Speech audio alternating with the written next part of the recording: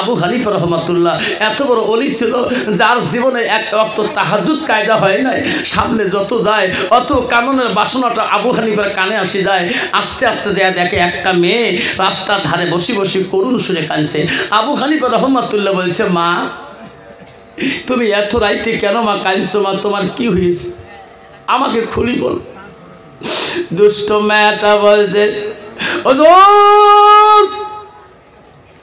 হুজুর কেন কাঁদি আপনি জানেন না? আমার স্বামী মৃত্যুর জলে ছটফট করতেছে, জীবনে কলেমা পড়ে নাই, তওবা পড়ে নাই। হুজুর আমার স্বামীটা মৃত্যুর পান্দা করতেছে, দয়া করিয়া ও হুজুর যে আমার স্বামীটাকে একবার তওবা পড়ে দিয়ে কলেমাটা পড়ে দেবে, সেই জন্য রাস্তায় বসি আমি কান্দি। বন্ধুগণ আমার, ও যুবক ভাই রে, আব্বারা যুবক ভাইয়েরা কেউ যাবেন না, মা বোনেরা শুনে রাখো, আম্মারা। নবীজির প্রথম বিবির নাম বলছিলাম মা হযরতে খাদিজাতুল কুবরা। মা বোনেরা নবীজির দ্বিতীয় বিবির নাম শোনো, মা হযরতে মা সাউদা রাদিয়াল্লাহু তাআলা আনহা। মা নবীজির তৃতীয় বিবি ছিলেন হযরতে মা আয়েশা সিদ্দিকা রাদিয়াল্লাহু তাআলা আনহা। মা রে নবীজির চতুর্থ বিবির নাম শুনে নাও, হযরতে জয়নব রাদিয়াল্লাহু তাআলা আনহা। মা নবীজির ৫ নম্বর বিবির নাম শুনে নাও, হযরতে হাফসা রাদিয়াল্লাহু তাআলা আনহা। মা বোনেরা, ফেস্টিভ্যালের মা বোনেরা শুনে নাও, নবীজির ৬ নম্বর বিবির নাম শুনে নাও, নবীজির ৬ নম্বর বিবি হলো হযরত উম্মে সালমা। মা নবীজির ৭ নম্বর বিবি হলো হযরতে উম্মে হাবিবা। নবীজির ৮ নম্বর বিবি ছিল হযরতে মাইমুনা। নবীজির ৯ নম্বর বিবি ছিল হযরতে সুফিয়া। নবীজির ১০ নম্বর বিবি ছিল হযরতে রায়হানা। মা নবীজির ১১ নম্বর বিবি ছিল হযরতে মারিয়া। নাই থাকবি মারে কিতাবে আছে, মা নবীজির জীবনে ১১ জন বিবি চলে যায়। একটা বিবির দ্বারা রাসূলুল্লাহ জীবনে কোনো দিন একটা কষ্ট অনুতাপ করে নাই। জোরে কোন সুবহানাল্লাহ।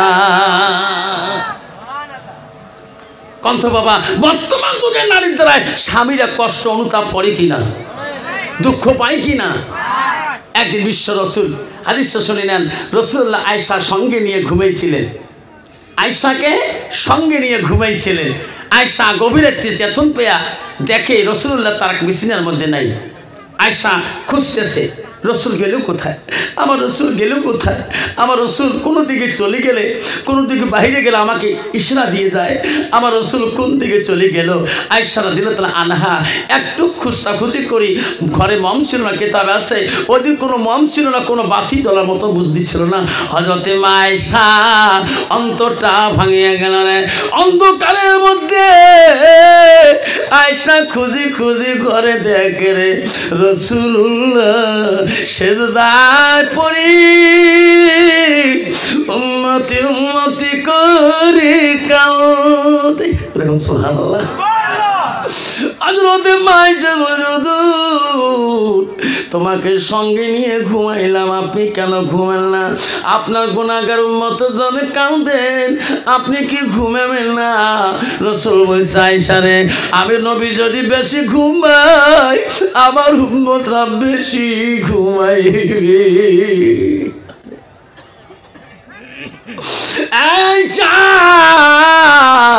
সেই জন্য আমি ঘুমাইতে পারি না। তুমি যখন ঘুমাইছো আমি উঠে আসি মাবুদের দরবারে, আমার গুনাহগার উম্মতের জন্য আমি কান্দি। দয়ার নবী প্রেমের ছবি আর আসবে না জগতে, দয়ার নবী প্রেমের ছবি আর আসবে না জগতে।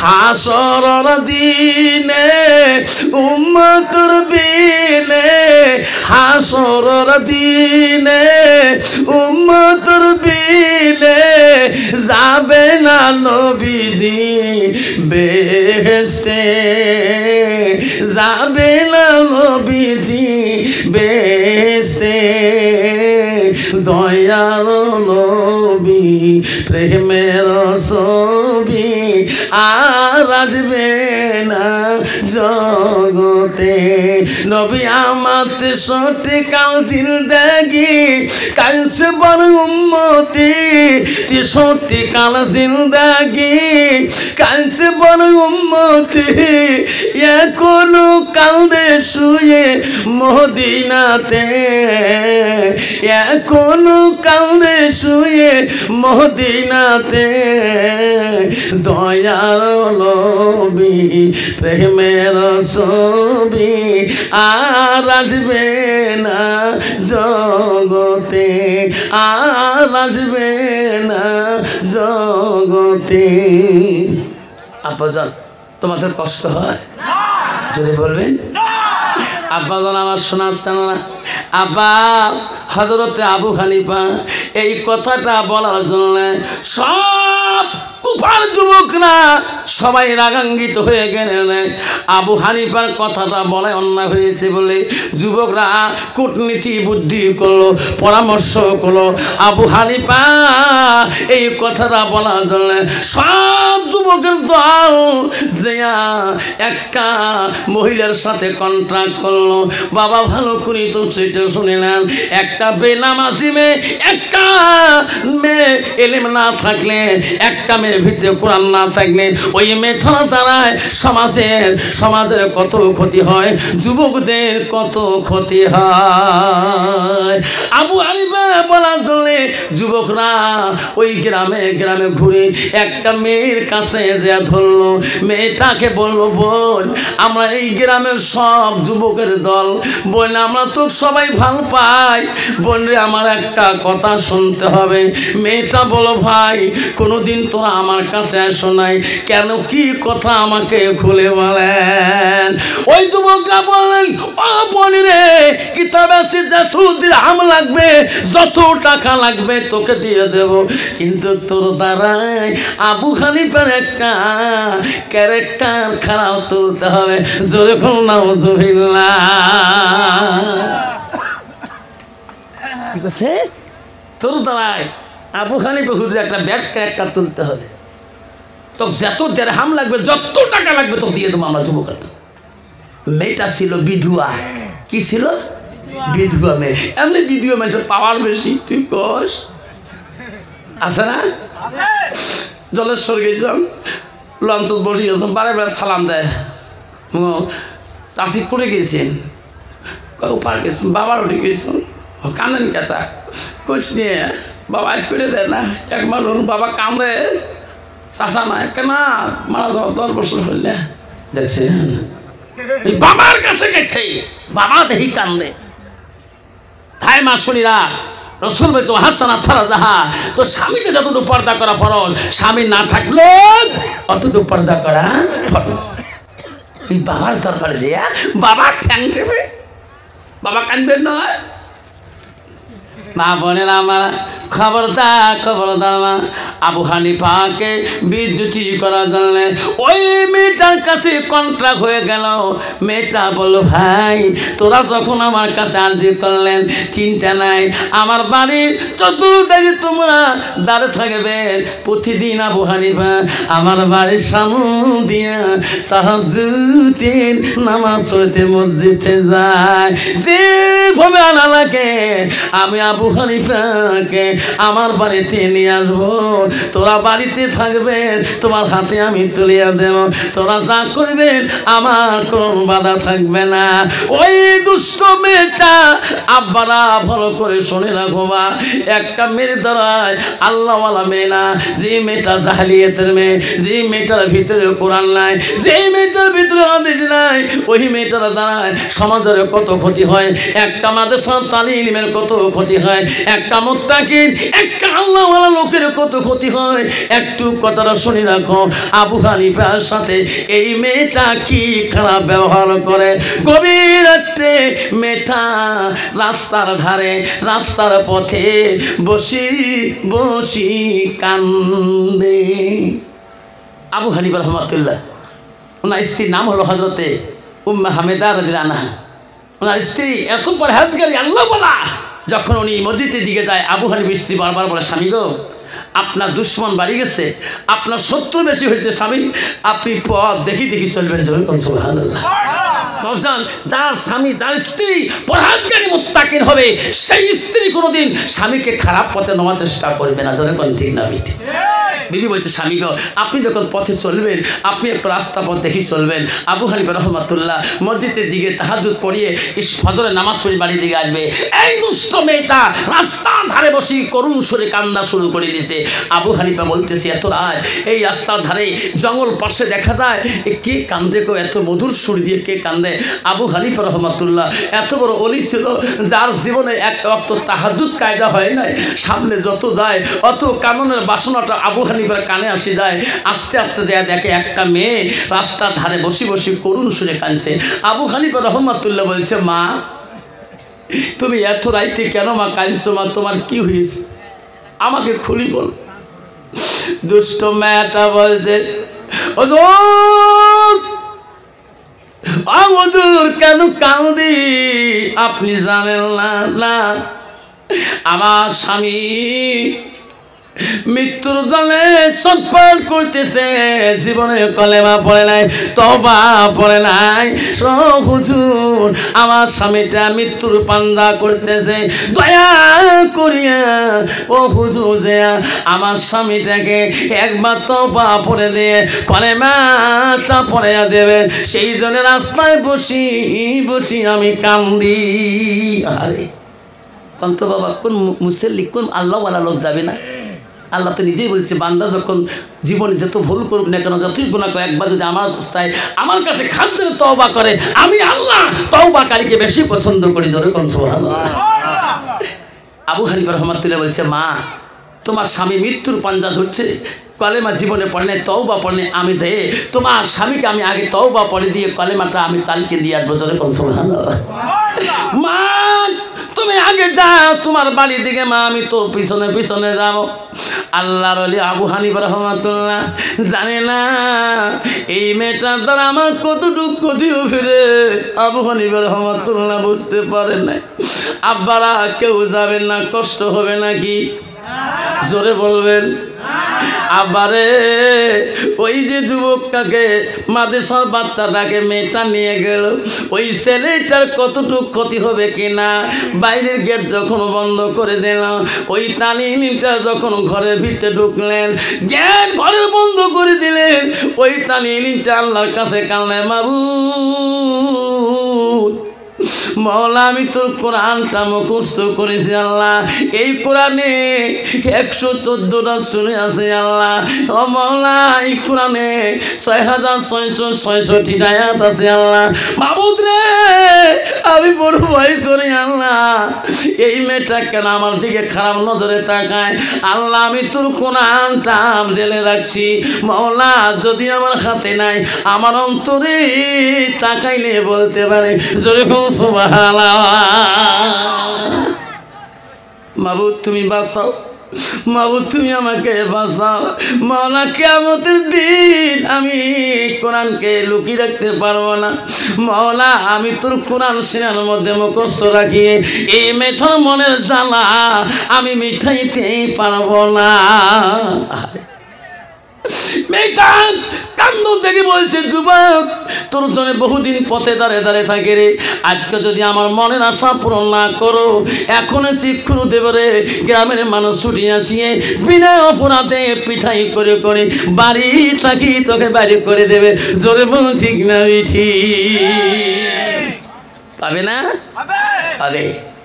তখন যুবক বুদ্ধি করলেন, বল তুমি যখন আমার রূপে মোহিত হয়েছ, আমার একটা কথা শুনতে হবে। কি কথা বলুন? আমাকে একটু বাথরুমে দেখে যান। আমি একটু বাথরুমে যাই, আর তোমার বাথরুম থেকে চলে আসবো, আমি একটু পায়খানা করে চলে আসবো। ছেলেটা মনে মনে ভাবছে, আল্লাহ পায়খানার কথা বলিয়ে আমি বাথরুম দিয়ে আল্লাহ দৌড় মারবো, মেয়েটা তো দৌড়াতে পারবে না। বাথরুমে ঢোকার সাথে সাথে মেয়েটা বাইরে পাকে দরজা লাগিয়ে দিলেন। তুমি কোথায় পালাবা? আইরে ছেলেটা বাথরুমের ভিতরে আল্লাহর কাছে কাঁদে, আল্লাহ ও মাওলা আমি তোকে বড় ভয় করি, মাওলারে পালাতে চাইলাম পালাতে পারি না, তুমি আমাকে রাস্তা দেখে দাও। যুবক কাঁদতে কাঁদতে ওই ইলেকট্রিক ঘরের মধ্যে আল্লাহর কাছে কাঁদে, আল্লাহ আমি তোর কোরআন লুকিয়ে রাখতে পারি না, আল্লাহ এই মেয়েটার কাছে কেমন করে আমি বাঁচতে পারবো। ছেলেটা কাঁদতে কাঁদতে অস্থির হয়ে গেল, চোখের পানি দিয়ে বুক ভিজে যায়, কাঁদতে কাঁদতে পায়খানা তল বসিয়ে যায়। নিজের পায়খানা একটু হাতের মধ্যে নিজের পায়খানা নিয়ে ওই রূপবতী ছেলেটা নিজের মুখের মধ্যে মাথার মধ্যে একটু মাখিয়ে দরজা যখন ঠোক দিয়েছে, মেয়েটা বলছে পায়খানা বাঁধা হয়েছে, নিজের পায়খানা নিজের মাথায় মুখে মাখি যখন যুবকটা দাঁড়িয়েছে, কত ওই মেয়েটা দেখলে তার মনের আশা কি আর পূরণ করতে চাবে? যেই বিড়িতে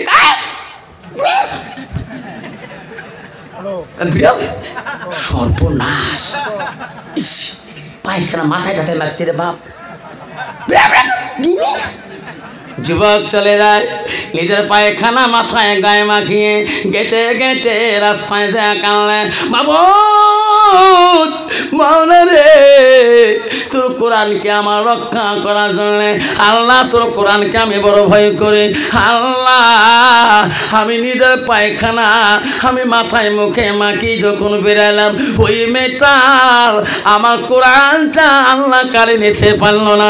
যেরকম সুবহানাল্লাহ। যুবক নদীর কিনারে যে কানলে, মাবুদ রে মাবুদ তুমি রহমান, তুমি বড় দয়ালু।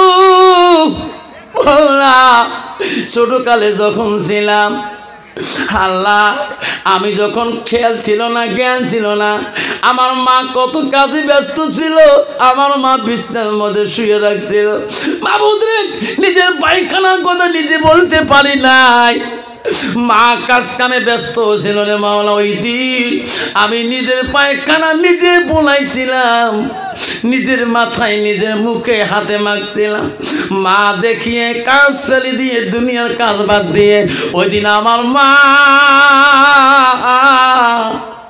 আমার মুখের পায়খানা হাতের পায়খানা পরিষ্কার করিয়ে দিয়ে রে মাওলা আমার মুখের মধ্যে আমার মা চুমা দিয়েছে। মাবুদ আমি তোর কোরআনের ভয়ে মাওলা আমি আমার মা আমার মুখে পায়খানা লাগাচ্ছি মাথায় লাগাচ্ছি, তুমি কি আমার পরিষ্কার করে দিবে না?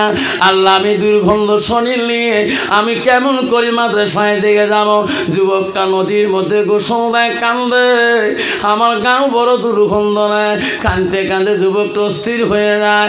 আল্লাহ বলে ফেরেশতারা যা, আমার বান্দা কাঁদে রে, আমার কোরআনকে ভয় করে রে, যা যা রে ফেরেশতা যা। প্রথম যখন ডুবি দিবে দ্বিতীয় ডুবের মধ্যে তোরা দাঁড়িয়ে থাকো, দ্বিতীয় ডুব দিল, তৃতীয় ডুবের পরে বলে আল্লাহ আমার গাল দুর্গন্ধ নিয়ে কেমন করে উস্তাদের কাছে কোরআন মুখস্থ দেব? আল্লাহ বলে ফেরেশতারা তৃতীয় ডুব দিয়ে যখন উনি দাঁড়াইবে তোমরা জান্নাতে মেশো, জান্নাতে আটক নিয়ে আসি ওনার গান মধ্যে দিয়ে দাও। দুনিয়ার মানুষ এখনো জান্নাতি আতর পায় নাই, আমি বাংলা এই বাংলা কান্দনে জান্নাতি আতর আগে দিয়ে দেব। যেরকম সুবহানাল্লাহ।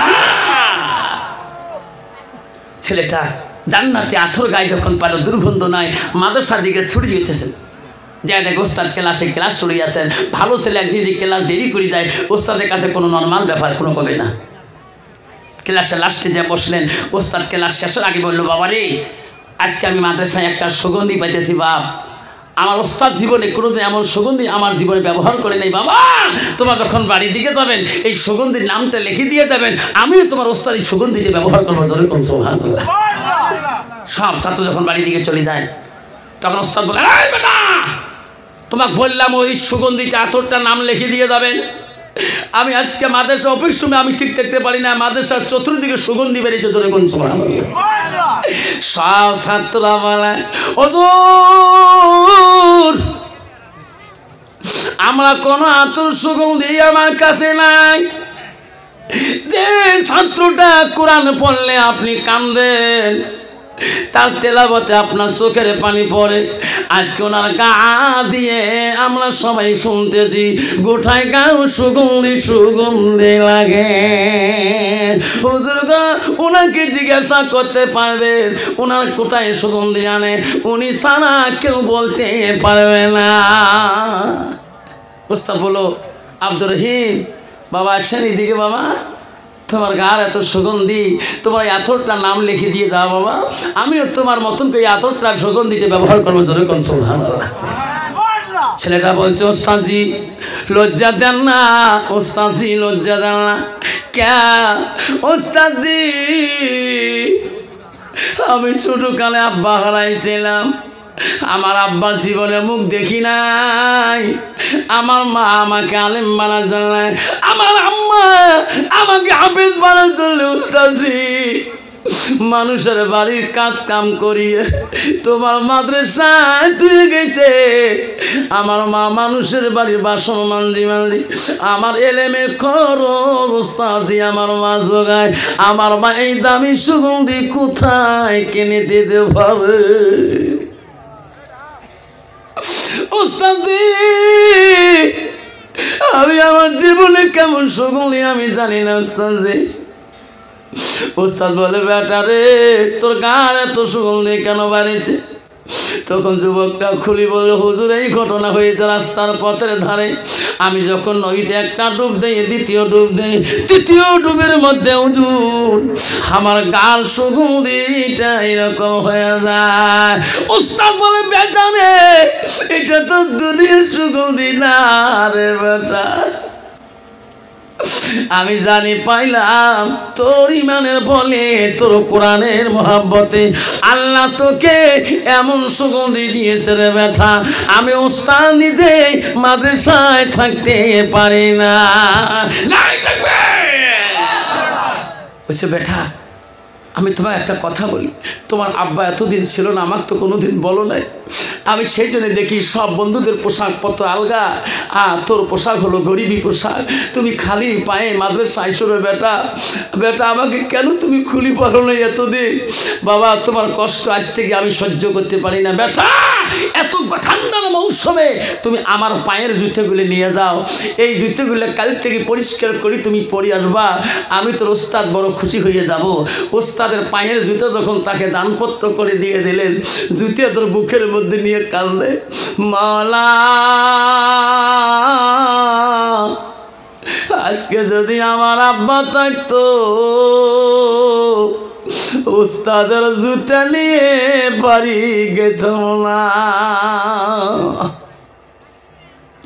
পথে যায় কান্দে বাবুদ রে, আব্বা বাজি থাকলে কত না ছেলেদেরকে কত বস্তু কিনে দেয়, আমার মা আমি বলতেও পারি না, তবু আমার মা আমাকে বলে বাবা তুমি আলেম হবা, তুমি হাফেজ হবা। আব্বা আজকে আমার মা কত কষ্ট করে, আব্বা আজকে আমার উস্তাদ আমাকে আমার মায়া জুতা দান করে দেয়। বাড়িতে যা মার কাছে বলছে মা কি বা আম্মা আজকে আমার উস্তাদ আমার কষ্ট জীবন ইতিহাস শুনি পেয়েছে, মা আমার উস্তাদের ব্যবহৃত জুতোগুলো আমাকে দিছে, মা কইছে তুমি পরিষ্কার করি কালকে পরে আসবা। মা বলছে বাবা তুমি জুতো রেখে দাও, আমি সকালবেলা তো উস্তাদের জুতা পরিষ্কার করে দেব, তুমি পরে যাবা। মা বুড়ে মানুষ রে জুতে পরিষ্কার করতে জানে নাই, বোঝে নাই, গরম পানিতে দিয়ে জাল করা শুরু করে দিয়েছে, জুতা গরমের ঠেলায় ছোট হয়ে গেছে, চোচরা হয়ে গেছে, পা দেওয়ার মতন বুদ্ধি নাই। সকালবেলা ছেলে মাদ্রাসার দিকে চলে যাবে, মা জুতা দাও মা, জুতা দাও মা, আমি পাই দিয়ে যাই মা, আমি পাই দিয়ে যাই। মা বলে বাবা তোর জুতা পরিষ্কার করা আমি জানি না, উস্তাদের জুতা পানিতে গরম করে বলেছে বেটা রে জুতার কেন নস্কা নাই, তুমি পায়ে দিতে পারবা না? মা পায়ে দিতে না পারিলে উস্তাদের জুতা মা ফেলে দিয়ে যাব না, বুকের মধ্যে নিয়ে যাই মা, তবু আমার উস্তাদের অভিশাপ আমি শুনতে পারবো না। জুতা ধরে বুকে নিয়ে মাদ্রাসার দিকে যায়, গেতে গেতে বলে রে কীভাবে আমি জুতা ধরে পায়ে দিতে পারবো? এক দর্জির কাছে যা বলো ভাই এই জুতাগুলো বানা দিতে পারবি? কইছে না ভাই আমি তো মুসি মানুষ না, আমি দর্জি মানুষ, তোর এই জুতাগুলা টুকরা টুকরা করি, আমি এই জুতাগুলো একটা মূল্যবান বস্তু বানিয়ে দিতে পারবো, কিন্তু আমি জুতা বানিয়ে দিতে পারবো না। ঘন ঘন সিলাই দিয়ে এই জুতার দ্বারায় একটা আমি তো টুপি বানিয়ে দিতে পারবো। দেখুন সুবহানাল্লাহ, টুপি মাথায় দিয়ে, জুতার টুপি মাথায় দিয়ে গেতেছে, ক্লাসে যে ক্লাস করতেছে ওস্তাদ ওনার দিকে তাকাইও না। সব বন্ধু চলে গেল, যুবকটা বলে ওস্তাদজি অন্যদিন ক্লাসে গেলে আমার পড়া আগে নেন, আজকে কোনো পড়া ধরলেন না। ওস্তাদ বলছে বেটা রে যে ছাত্র ওস্তাদের উপরে সম্মান দেয় না, ইজ্জত দেয় না, সেই উস্তাদ সেই ছাত্রকে আর ভালোবাসতে চায় না। আমি এত তো ভালোবাসি, আমার জুতা ধরো তোকে দান করে দিলাম, আজকে তুমি আমার মহব্বতে জুতে ফেলে দিয়ে আজকে তুমি খালি পায় তুমি আজ চলে ব্যথা, সেই রকম ছাত্রের সাথে আমি ওস্তাদ কথা বলতে পারি না। ছাত্র বলছে হুজুর আপনি জুতা আমার মা পরিষ্কার করতে না জানি নষ্ট করেছে। ওস্তাদজি আপনার জুতের জন্য আমি আমার মাকে অপমান করতে পারি না। ওস্তাদজি গো ছোটবেলায় আমার বাপ হারাইছিলাম, আমার মার আদরে মানুষও ছিলাম, আমাকে সার্টিফিকেট দেন অন্য মাদ্রাসায় যে পড়ব ওস্তাদজি, তবু তোমার জুতার জন্য আমি আমার মাকে অন্যায় কথা বলতে পারবো না। জোরে কোন সুবহানাল্লাহ।